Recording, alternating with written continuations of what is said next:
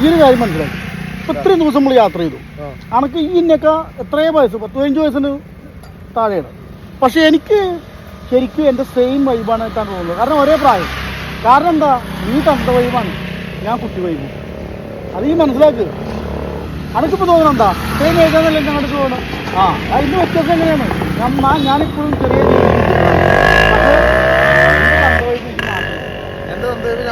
നിന്റെ തന്ത വൈബ് നീ മാറ്റണം. എടാ അങ്ങനെ 40 ഓടാ 35. അങ്ങനെ റൈഡ് ചെയ്തുകൊണ്ടിരിക്കുക നമ്മൾ തടുത്ത് നിർത്തി പരിചയപ്പെട്ട കേട്ടോ നീരജ് ബ്രോ, പിന്നെ മറ്റത് രൂപേന്ദ്ര സിംഗ് ഠാക്കൂർ. രണ്ടുപേരും നമ്മുടെ വണ്ടിയുടെ കൗതുകം കണ്ടിട്ടേ നിർത്തി നമുക്ക് ചായയൊക്കെ വാങ്ങിച്ചു തന്നു. നമുക്കിതൊക്കെ ആണല്ലോ ഒരു പ്രചോദനം.